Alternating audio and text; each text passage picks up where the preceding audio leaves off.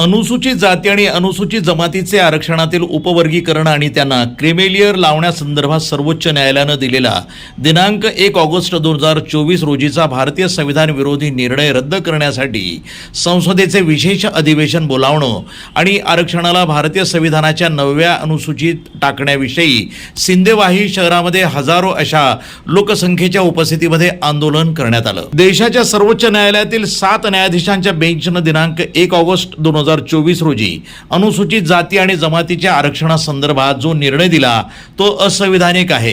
तो निर्णय रद्द करणं हा या आंदोलन करण्यापाठीमागे मुख्य उद्देश होता। सदर आंदोलनात समस्त व्यापारी असोसिएशन यांनी तसंच तालुक्यातील गावातील दुकानदारांनी आपली दुकानं बंद ठेवून मोलाचं सहकार्य केलं। याकरिता सिंदेवाही तालुक्यातील समस्त आंबेडकरी आणि बहुजन विचार संघटना सिंदेवाही येथील तहसील कार्यालयामध्ये एकत्रित येऊन तहसीलदार संदीप पानमंद यांना याबाबत निवेदन देण्यात आलं।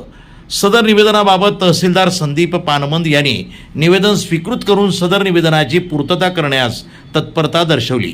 सदर भारत बंद आंदोलन प्रसंगी सिंदेवाही शहरातील तसंच तालुक्यातील समस्त आंबेडकर अनुयायी यांचा अप्रतिम असा प्रतिसाद होता। आज 21 ऑक्टोबरला 21 ऑगस्टला संपूर्ण भारतामध्ये एसटी आणि एससी समाज एकत्रित येऊन वर्गीकरणाच्या संदर्भामध्ये निषेध नोंदवत आहे। घराघरातून आदिवासी दलित समाज आलेला आहे।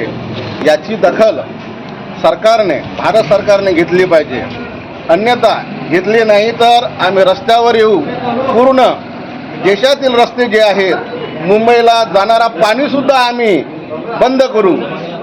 आदिवासी समाज आज पूर्ण ताकदीने या प्रकरणामध्ये उभा आहे। आमच्या समाजाच्या विविध संघटना आहेत, त्या संघटनासुद्धा या आंदोलनामध्ये सहभागी झालेले आहेत।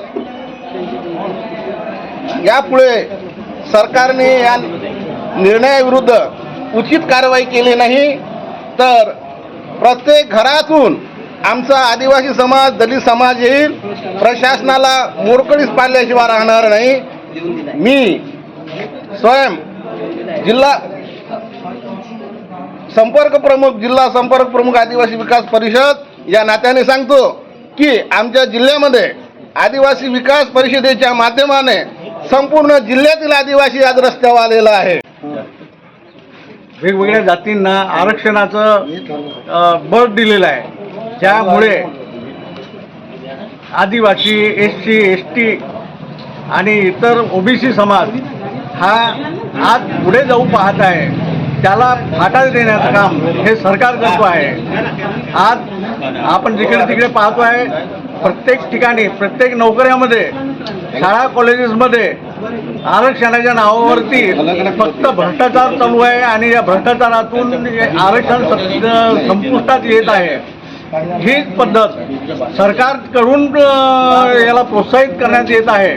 आज प्रायव्हेटायझेशनच्या माध्यमातून विक्रीच्या माध्यमातून या सरकारने हे जे चालवलेले गैरकृत्य आहेत हे त्यांनी बंद करावे। त्याचप्रमाणे सुप्रीम कोर्टामध्ये जे कॉलेजियम निर्माण केलेलं आहे आणि कॉलेजियममध्ये ज्याप्रमाणे फक्त ब्राह्मण लोकच त्या कॉलेजियमचे असतात आणि ते लोक फक्त ब्राह्मण लोकांनाच पुढे नेतात, त्यांनाच आजपर्यंतचा इतिहास आहे की सुप्रीम कोर्टाचा जज हा फक्त ब्राह्मण झालेला आहे। प्रतिनिधी अमान कुरेशी, सिंदेवाही, चंद्रपूर, NTV न्यूज मराठी।